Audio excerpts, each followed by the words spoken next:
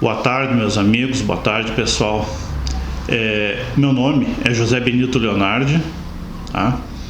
Dentro do xamanismo, meu nome espiritual é Lobo Cinzento. Esse nome é relativo ao clã de origem da minha família, tá?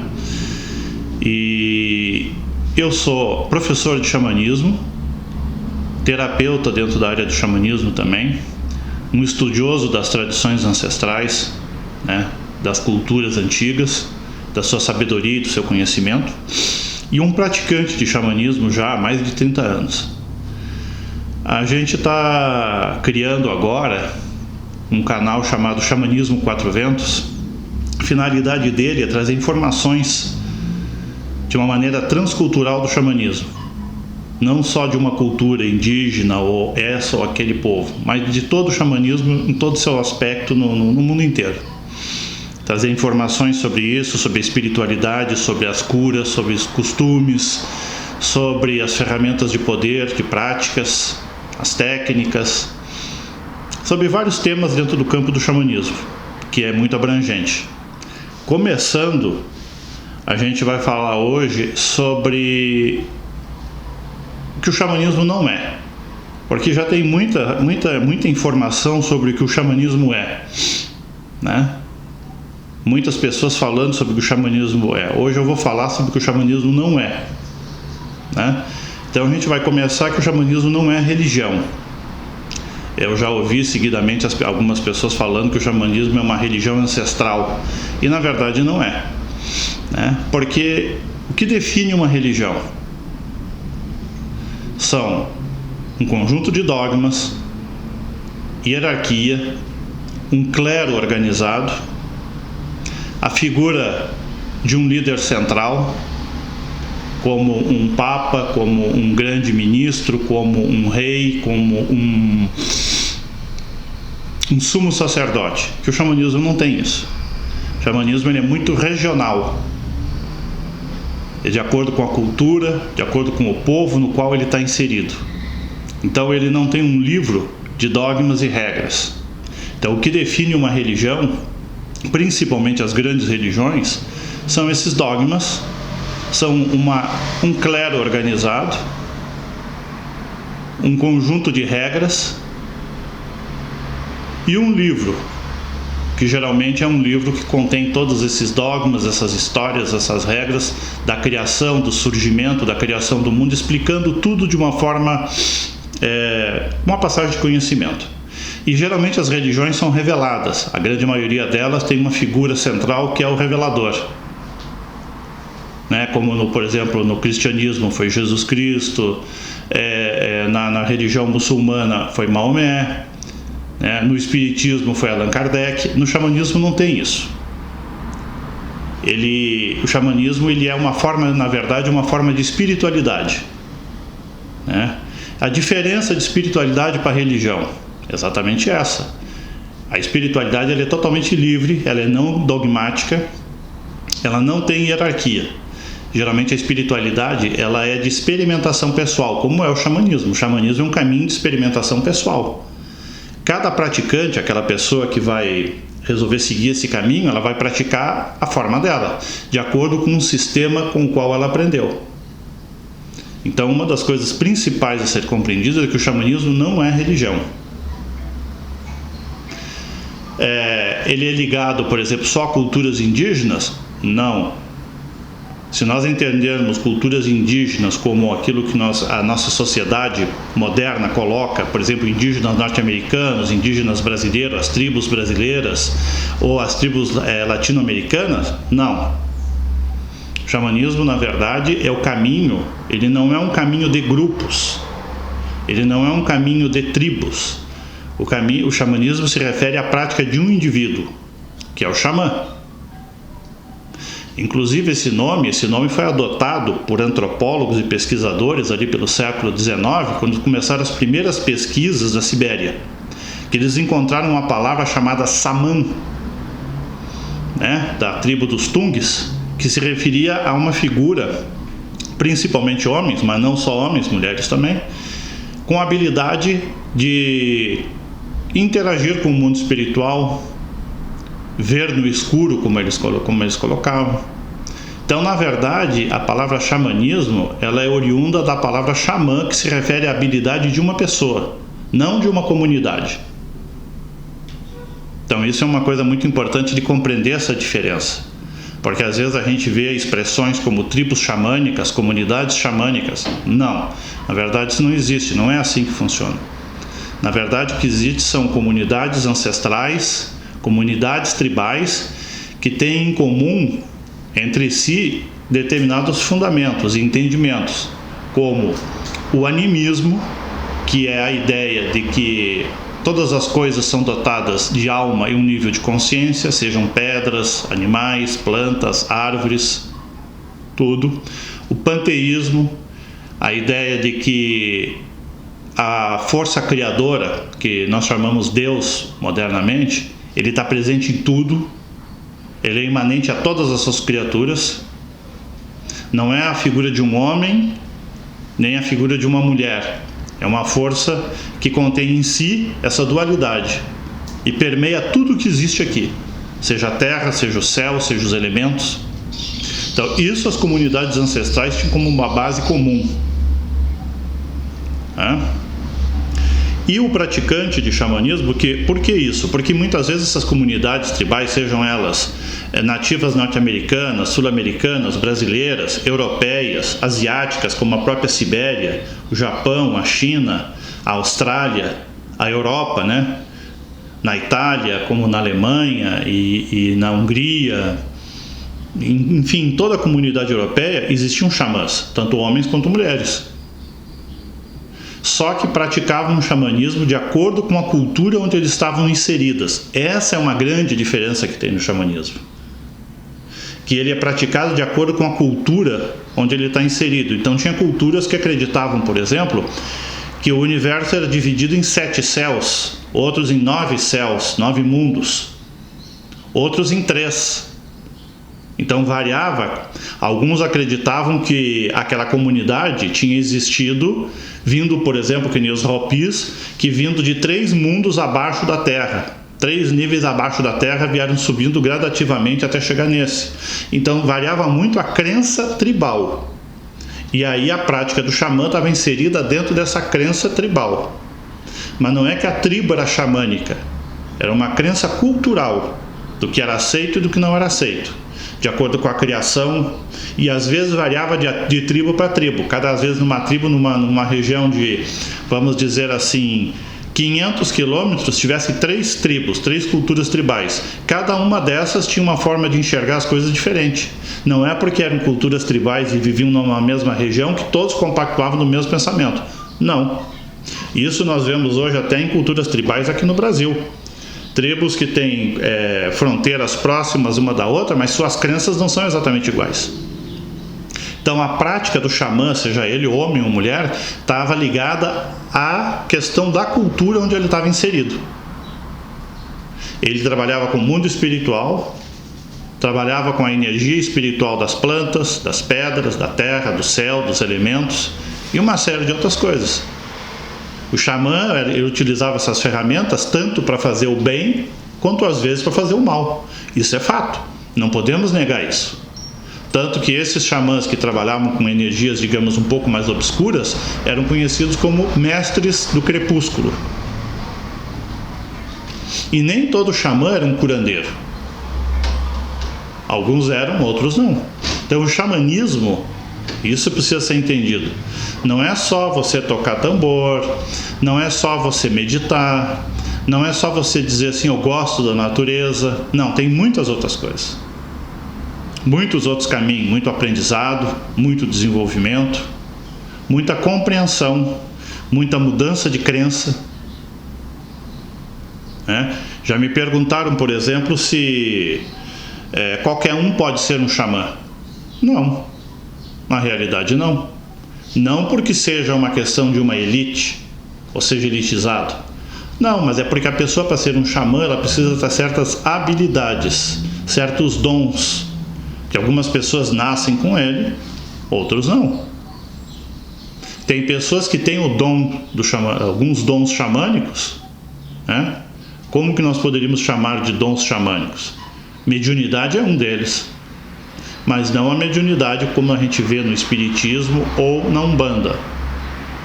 Uma mediunidade que trabalha com o contato com outras energias espirituais, das árvores, da terra, dos espíritos das pedras, dos elementos. É a habilidade de ter contato com essas forças. E não é só porque nós usamos tambor, ou porque nós tomamos ayahuasca, ou usamos rapé, ou peiote, ou qualquer outra coisa, isso nos torna um xamã. Não. Nós estamos fazendo, com isso a pessoa está fazendo experimentos com as ferramentas xamânicas, com as ferramentas que o xamanismo disponibiliza, mas não te torna, por isso, um xamã. Então é um caminho bem longo, é um caminho de muitos anos, de desenvolvimento, de entendimento. A pessoa, o que eu recomendo, o que eu recomendaria, se me fosse perguntado? Ver o caminho que busca seguir, ver quais das tradições xamânicas fala a minha alma, porque o xamanismo tem várias tradições. As tradições dos nativos norte-americanos é um caminho, as tradições xamânicas dos nativos da América do Sul é outro caminho, os dos nativos brasileiros é um outro, dos siberianos é um outro, dos europeus é outro. Inclusive no decorrer dos próximos vídeos a gente vai falar mais profundamente sobre diferentes tradições xamânicas. Eu estou falando de uma maneira geral agora para se ter uma ideia, mas em outros vídeos a gente vai falar sobre especificamente as tradições de vários povos e o que é praticado e o que não é praticado neles. Então a pessoa tem que sentir mais ou menos com qual ele se identifica, com qual caminho se identifica e o que está buscando. Por que isso é importante? Porque se você não souber o que você está buscando, você nunca vai chegar a saber se encontrou o que está buscando. Porque você só sabe se encontrou se você sabe o que estava buscando. Então é importante isso. Entender que o xamanismo, ele não é, como eu estava falando no início, uma religião, não é uma seita, mas é um caminho de espiritualidade e transformação pessoal, que envolve mudanças de crenças. Por quê? Para que você aceite na tua vida que tudo tem vida e um tipo de alma, seja uma pedra, seja uma planta, seja um animal, às vezes tem que mudar muitas crenças, porque dependendo de qual caminho você vem, isso não faz parte dessas crenças. E para você praticar xamanismo, isso tem que estar no teu conjunto de crenças. Que o poder da criação não é nem masculino nem feminino, e ele é inerente a todas as coisas, também. Então é importante entender todos esses pequenos detalhes, que é o que diferencia, o que às vezes é aceito num caminho não é aceito no outro. Tem tradições do xamanismo, por exemplo, antigamente, não hoje, mas nas culturas bem ancestrais, algumas trabalhavam com sacrifícios de animais, outras não trabalhavam com sacrifícios de animais.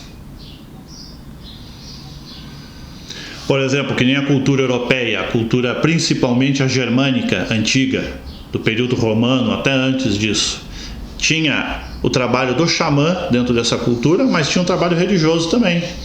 Na religião ligada ao odinismo, eram aceitos sacrifícios de animais e até sacrifícios de pessoas. Então não pode haver julgamento. Por quê? Porque nós temos que entender essas culturas como elas eram naquela época e não com o nosso pensamento vigente de hoje. Então o xamã fazia sacrifício? Não, ele não fazia, mas é que naquela cultura existiam esses dois caminhos em paralelo. Um caminho religioso e um caminho do xamã, que caminhavam junto. Dependia da escolha de cada cultura, de cada povo, quem vivia, qual comunidade, qual escolhia. Então existem muitos detalhes que diferem o xamanismo no mundo. Nós hoje é muito batido o xamanismo norte-americano. Praticamente tudo que você vê na internet hoje se refere ao xamanismo norte-americano. E inclusive que os nativos norte-americanos não gostam de ser chamados xamãs, porque para eles o xamã é uma figura que trabalha diferente deles. Principalmente os Sius, eles gostam de ser chamados de Wichassawakan, quer dizer, o homem sagrado. Porque a função dele é um pouco pouco diferente daquilo que nós conhecemos como xamanismo mesmo. Tanto que dificilmente eles entravam em transe. Eles cantavam, eles dançavam, eles faziam uma série de coisas, mas não entravam no transe. Porque era o sistema deles, era a forma da prática deles. Não utilizavam, por exemplo, eles usavam o som do tambor, os cantos e as danças. Já algumas culturas norte-americanas mais próximas do México utilizavam peyote, utilizavam outras plantas sagradas para fazer as suas comunhões com o sagrado, os seus contatos com o sagrado.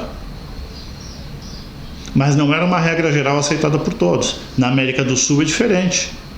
Tem algumas culturas que utilizam o rapé para fazer essa comunhão com o sagrado. Outras utilizam a ayahuasca, que a ayahuasca ela veio da Amazônia peruana e depois foi entrando para dentro da Amazônia brasileira, com as trocas entre as culturas tribais, entre as tribos, que é utilizado como ferramenta também para se comunicar com o sagrado. Mas não era utilizado por nativos norte-americanos. E, por exemplo, não é utilizado por nativos brasileiros se pegar do centro-oeste para baixo. Por exemplo, que nem guaranis, caingangues e outros não utilizavam a ayahuasca nem o rapé, porque o sistema cultural deles é diferente, as práticas deles são diferentes. Então, por que eu estou falando tudo isso? Para se entender que o xamanismo ele não é como uma religião que tudo é igual. Vamos pegar, por exemplo, o cristianismo. Se você pegar o cristianismo católico, em qualquer lugar que você vai, existem os mesmos dogmas. O padre com as mesmas vestimentas, as mesmas liturgias, o mesmo ritual. O xamanismo não. Em cada região que você vai, tem práticas diferentes. Nenhuma é melhor do que a outra. Só que são diferentes. O que a pessoa precisa entender é o que ela está buscando. Aonde ela quer chegar. Qual ferramenta faz mais sentido para ela. Isso não invalida as outras, são só diferentes, ferramentas diferentes para chegar ao mesmo lugar. A uma busca pessoal, uma cura pessoal, o entendimento de algo que está faltando. O xamanismo ele é uma coisa milagrosa que vai resolver todos os problemas do mundo? Não, não pode ser visto assim, mas é um caminho de desenvolvimento pessoal e espiritual que te permite mudar primeiro o teu universo, para depois você pretender mudar o universo à tua volta. Outra coisa que você tem que se entender, o xamanismo não trabalha com conversão. Você nunca deve tentar converter as pessoas de outras religiões. Se você estiver conversando com alguém, você põe aquilo que o teu caminho é e o que o teu caminho faz, mas nunca tentando convencer o outro. Não se trabalha com isso, porque se respeita a crença do outro, independente que a crença do outro seja totalmente oposta e em oposição à tua. Mesmo assim, não há tentativa de se dizer que a tua escolha é melhor, que o teu caminho é melhor, que o tambor é melhor, que o chá é melhor, que o cachimbo é melhor. Não existe isso. Cada um trabalha com as ferramentas de acordo com aquilo que faz sentido para si, aquilo que faz bem para si, para a sua busca e para o seu desenvolvimento. Por isso que dentro de uma das coisas que se ensina, pelo menos no caminho que eu faço, procura se ensinar, é o respeito ao outro, respeito às decisões e escolha do outro. Você não é obrigado a concordar com as escolhas do outro, nem com o que o outro faz, mas o outro tem direito de fazer as escolhas dele. Então isso é uma premissa básica do caminho xamânico. Respeitar aquilo que é a escolha do outro, independente de não ser igual à tua, de você concordar ou não. Então, ele tem várias coisas que demonstram que o xamanismo é um caminho de espiritualidade e não de religião. Uma vez me perguntaram assim, mas o xamanismo pode ser uma religião para mim? Aí é uma coisa muito importante. A pergunta da pessoa é, pode ser uma religião para mim? Se para a questão de ser uma religião para a pessoa é ser um caminho sagrado, um caminho de devoção, sim, pode. Desde que você não use isso para tentar se afirmar em cima do outro como uma superioridade, como um caminho melhor ou como uma verdade única. Se for para você algo sagrado para você, sim, nesse contexto, sim. Se a tua vida for pautada nesses princípios que o xamanismo ensina, sim. Mas para você, não como ferramenta para mudar a cabeça de outros ou converter outros, aí não. porque ele é um caminho de desenvolvimento pessoal. Você vai praticar e ver como aquilo funciona. Você tocou o tambor, vai entrar em estado alterado pelo ritmo do tambor e você vai me dizer como você se sentiu, o que aconteceu. Não sou eu que tenho que dizer para você como é. Você tomou o chá, você vai me contar o que você viu, como você se sentiu com o chá. Não sou eu que vou te dizer o que tem que ser. Assim como cada ferramenta, você usou o tabaco num rito sagrado, você vai ter que me dizer como foi o teu contato com o espírito do tabaco, o que ele te contou, o que ele te permitiu ver. Não sou eu que vou te dizer o que você tem que ver. Então essa é a grande diferença. É uma experiência pessoal, não de grupo. Tanto que tradicionalmente o xamanismo era ensinado para uma ou duas pessoas. O xamã, por quê? Porque o xamã ele é um mestre do conhecimento, ele não é um mestre de pessoas. Hoje, modernamente, é que nós temos grandes grupos, as pessoas se reúnem em grupos para fazer aprendizado, vivências xamânicas e ensinamento de xamanismo, por uma série de circunstâncias do mundo moderno. Mas tradicionalmente o xamanismo era ensinado para o xamã ensinava para uma ou duas pessoas só. Então o xamanismo não é, na verdade, um caminho de multidões. Ele é um caminho individual. Tanto que mesmo que você pegue 10 pessoas e ponha aqui, e eu toque o tambor e faça uma jornada dirigindo essas 10 pessoas, cada uma vai me contar uma experiência diferente. Mesmo que a narrativa da jornada que eu tenha dado seja igual para todos, cada um vai me contar uma experiência diferente. Por quê? Porque o xamanismo é totalmente individual. É uma experiência pessoal tua. Então por isso que você nunca pode dizer que a tua experiência é melhor que a do outro, ou o outro é melhor que a tua, porque não tem, é pessoal. Isso é uma das outras coisas que mostra que o caminho não é um caminho de religião, mas sim um caminho de espiritualidade pessoal, para desenvolvimento daquele ser, das buscas que ele está fazendo. Tá bom, pessoal? Por hoje a gente está encerrando aqui. Proximamente eu vou gravar outros vídeos como esse, falando sobre outros tópicos, outros temas, né? Vamos aprofundar. O próximo a gente vai falar sobre a diferença do xamanismo tradicional em relação ao neo-xamanismo, o xamanismo urbano moderno. Tá bom? Um abraço para todos, espero que tenham gostado. Se gostaram, curtam, compartilhem, que é interessante. Um abraço.